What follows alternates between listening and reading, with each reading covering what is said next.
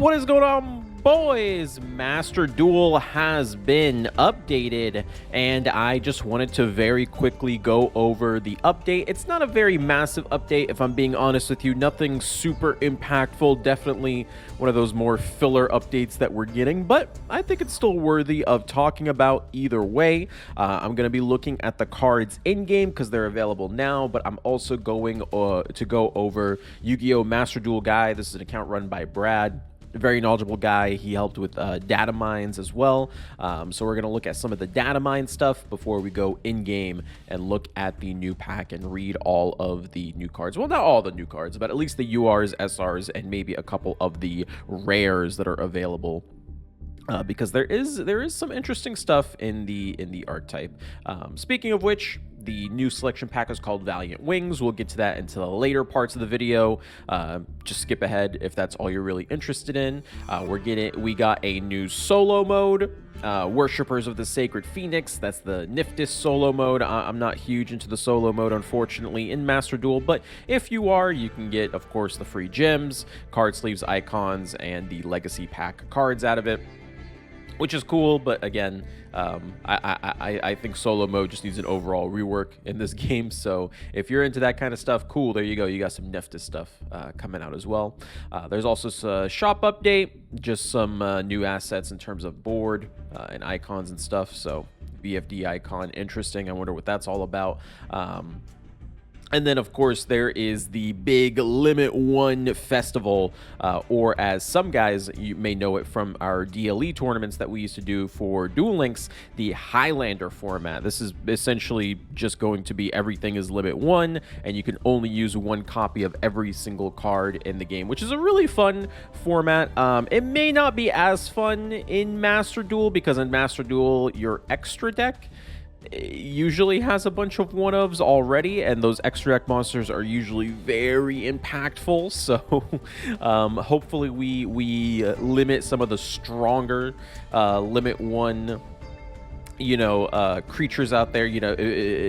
Maybe get rid of them completely, like Needle Fiber into Aurora Dawn is really strong. So hopefully they have a really hefty ban list for the Limit 1 event, so we can actually have some unique Highlander decks come out and be interesting, because the extra deck, if we're going to summon a whole bunch of tokens, spam and stuff, will not exactly be exciting to watch otherwise. So we'll see what happens with that.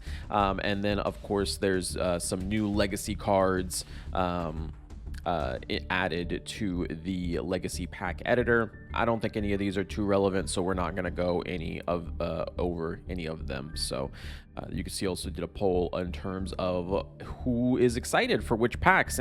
But now we're going to get into the decks of the actual packs itself, and I'm going to be honest with you guys, you can definitely save your gems for this one. There's no real reason to go for Valiant Wings. It looks like Konami's kind of doing this pattern where they do a filler pack, then follow it up with a meta pack. Filler pack, meta pack, filler pack.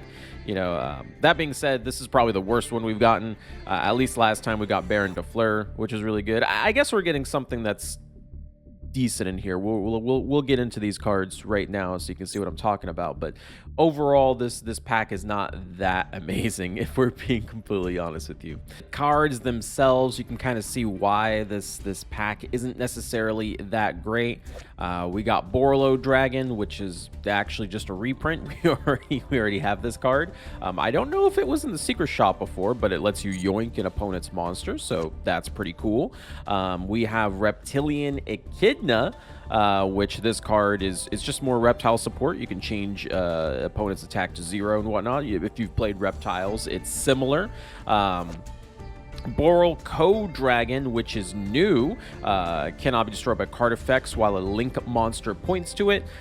You can only use the effect once per turn. At the start of the damage step, this card was link summoned using 3 monsters of material. Battles the opponent's monster, you can destroy all monsters in the field. You can banish this card from your grave. Banish 1 dark monster with 3k or more attack from the field. And if you do, special summon 1 topologic monster from your extra deck or graveyard. Banish any dark monster with 3k or more. So you can also banish your opponent's opponent's monsters as well. So it could be very interesting. Probably not going to be meta relevant, but we will see with them. Exosister is the new archetype that is in this box, and Exosister is actually pretty cool. It will probably not be too good right now because there was a second wave of Exosister support that actually made them pretty decent. This is just the first wave, and while the cards are okay, they probably won't see that much success in Master Duel. But let's see what the Exosisters themselves do. 2 level 4s cannot be destroyed by battle with a monster special summoned from the graveyard. You can only use each of the following effects once per turn. If you control if you control this card that was exceed some of this turn using an Exosister monster's material, quick effect, you can target one card your opponent controls or in their graveyard, banish it. You can detach one material from this card, add an Exosister spell or trap from your deck to your hand. Good searcher, good banisher, as long as you control that Exosister or Exceed summoned this turn with Exosister's material. You get that quick effect, targeting banish, really, really strong. Just overall good, generic good boss monster from them. And that's kind of the entire archetype structure and how they play. They are going to play with anti-graveyard is kind of their go-to. We also have agents. We have new agent cards. Zora, the Magnus Confligerant Calamity. 1 spellcaster tuner, 1 non-tuner.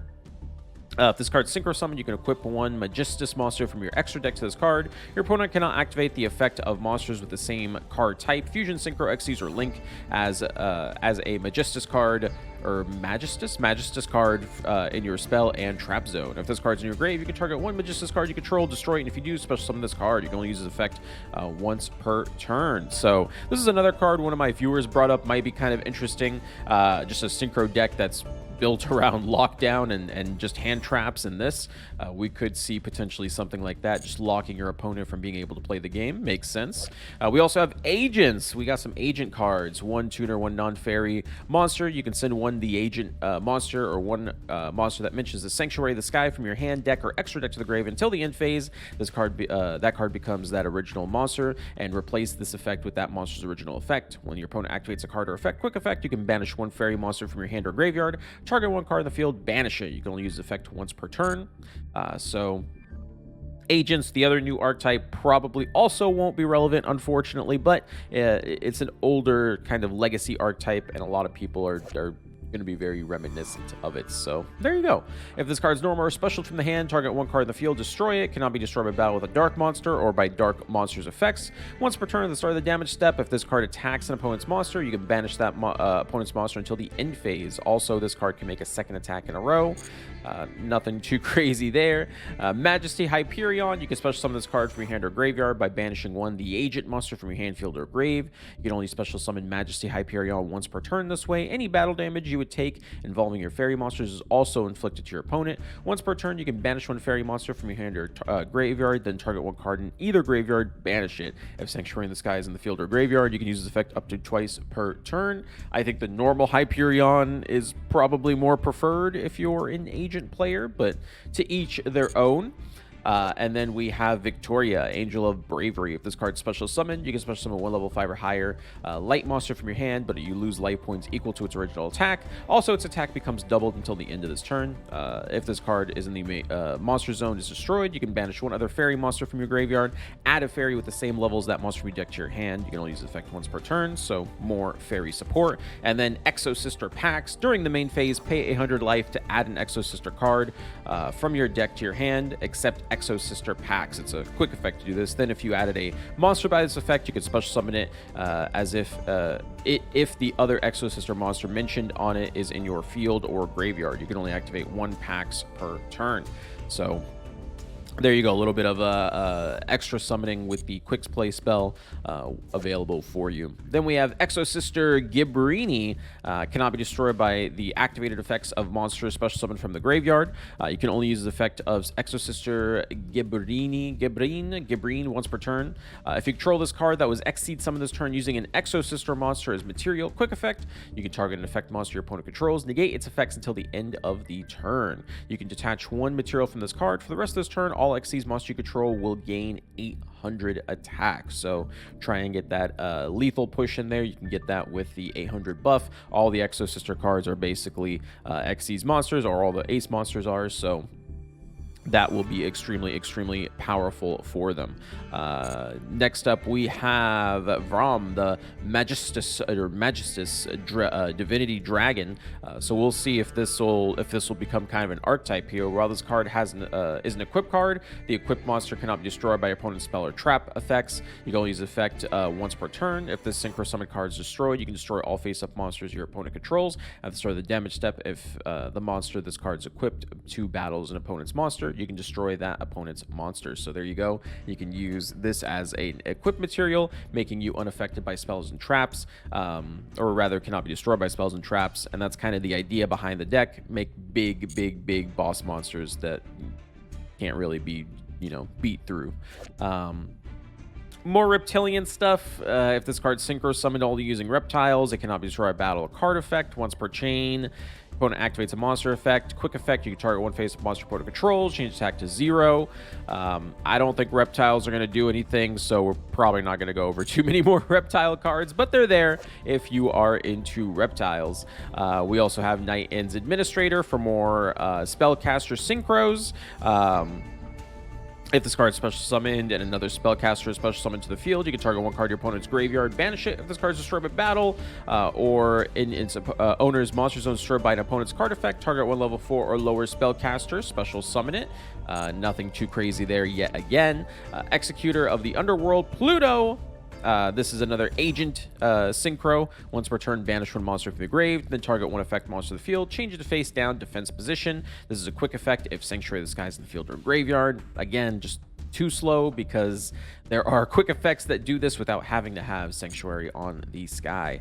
We also have a couple of reprints in terms of Agent of Mystery, Earth, Starry Night Orbital, some Starry Nights, and some agent cards in here. We have our first normal Exosister, Exosister Stella. During your main phase, you can special summon one Exosister from your monster from your hand. Then if you control Exosister Ellis, you gain 800 life. If your opponent moves a card out of either graveyard during the damage step, you can special summon from your extra deck one Exosister Xyz monster using this face-up card you control as material. This is treated as an Xyz summon. You can only use this effect once per turn. So there you can kind of see where the graveyard control comes in. Xyz summon on your opponent's turn. Use your effects to disrupt your opponent from playing the game. Exosister Sophia. If you control another Exosister monster, you draw one card. If you control Exosister Irene, you gain 800 life. If your opponent moves a card from either graveyard, you can special summon this card. You can special summon from your extra deck one Exosister Xyz using this face-up card you control as material. This is treated as an Xyz summon. You can only use one effect once per turn. You have Sacred Waters in the Sky. This is more agent stuff. Activate one Sanctuary directly from your deck, or add one monster that mentions Sanctuary in the Sky from your deck to your hand. So really good searcher for the agent archetype. We got Magic Cylinder being reprinted. Kind of weird. I guess they just needed cards to fill out. Magical Cylinders. Set one Magic Cylinder directly from your deck or graveyard. This is actually interesting. I don't really like Magic Cylinders because some bots do use Magic Cylinder in their deck, so I don't know if we should be making it more accessible, but whatever. Nothing too crazy there, I guess. Stained Glass of Light and Dark. This is Fairy and Fiend support, depending on the type of effect monster you control. Again, nothing too crazy with them. Exosister Vitus. Pay 800 life. Choose one Exosister monster from your deck. Then take one other Exosister monster from your deck that is mentioned on that monster. Special summon both, but shuffle them into the deck during the end phase. Ideally, you would get them exceeded before this. Also, for us to turn, except after this card resolves, you cannot special summon monsters from the extra deck except Exosister monsters. You can only activate one of these once per turn. So ideally, you bring them out, Xyz summon with them so they don't go back to the extra deck during the end phase. And I do believe that is all the big cards. There are a couple more Exosisters that we'll go over. We'll kind of focus on them. Exosister Caspitel. 2 level 4s cannot be destroyed by battle from monster special summon from the graveyard. You can only use the effect of Exosister Caspitel once per turn. If this card is Xyz summoned using Exosister's material, neither player can special summon from the graveyards for the rest of the turn. extremely powerful floodgate for most decks. Detach material, add one Exosister monster from your deck to your hand. We have Exosister Asofiel. Cannot be destroyed by the activated effects of monsters special from the grave. You can only use the effect once per turn. If this card is exceed summon using an Exosister card as material, neither player can activate card effects in the graveyard this turn. You can detach material, then target one monster your opponent controls, return it to the hand. And then we have Cupid Pitch, which I believe was not leaked. This is a completely brand new card. If this card synchro summon, increase the attack of this, or increase or decrease the card's level by the level of the tuner using material. This card gains attack equal to its level times 400. If this synchro summon card, this is a tuner by the way, is sent to the grave as a synchro material, inflict damage to your opponent.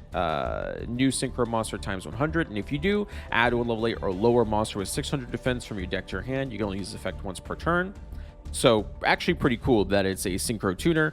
Can actually maybe work for other synchro decks. So there you go, pretty cool. Borreload Riot Dragon, more Borreload stuff, nothing too crazy there. I think we are pretty much good to go. Oh, here we go, another Exosister. If you control an Exosister monster, special summon this card from your hand. Then if you control Exosister Stella, you gain 100 life points. If your opponent moves a card, you know, blah blah blah, you can summon an Exosister Xyz monster. You can only use its effect once per turn. So you can kind of see, you know, all this Exosisters kind of do the same thing, right? They summon themselves, and then they give you ways to Xyz summon as long as your opponent is playing graveyard strategies. That kind of Exosister summon for you. We've got reptilian stuff, don't really care about that. Snowing, don't care about that. Chorus in the Sky, pretty cool. Again, I don't think it's too relevant. Exosister Carpe Diem. Neither player can target Exosister monsters you control with effects of monsters that were special summoned from the grave. You can only use the effect of the following of Exosister Carpe Diem once per turn. If you Xyz summon an Exosister monster, you can declare one card name, negate the activated effects and effects of on the field of the card with the original name until the end of this turn. When an attack is declared involving your Exosister monster, you can target one spell trap your opponent controls, destroy it. So pretty good card. Obviously declaring a monster name and stopping their effect, really strong. And I think that is going to be it. Yeah, everything else is either reprints or old cards or nothing too crazy. There's an Exosister Irene, but you know, she does pretty much what all the other Exosister does. And that is pretty much it. Overall thoughts on the pack? I would definitely save your jimmies, boys. I would not go into this pack. I'm going to go into this pack for content. I'm going to go into this pack and definitely build Exosister. I don't think I'm going to build Reptilian or Agent, which seem to be the next big things from the box. But you know, Exosister has future support coming and might actually be good in the future. Right now, they're definitely not a good deck, and it's definitely not worth your money at all. But I'm sure you could at least make it to at least Diamond 5 with the deck. I mean, if bots can make it, this deck can make it, right? Lots of reprints this box. You know, obviously one of the big URs being Borreload Dragon. Not cool. I don't know if it's available in any other selection pack, so maybe that's a cool thing with it, but I don't know, man. Just adding Borreload code doesn't make it cool, in my opinion. I don't know. You guys tell me what you think of this pack. Do you think it's awesome? Are you excited for any of these archetypes, or are you just saving jimmies? Because I think this is probably going to be the worst selection they've released at this point. I don't think there's anything worse that I can think of. You guys let me know. Thank you guys so much for watching. I'll probably do some gameplay of this pack or of this box, so that should be pretty fun to watch. And that's pretty much it for me. You guys take it easy. I love you. Peace out, boys.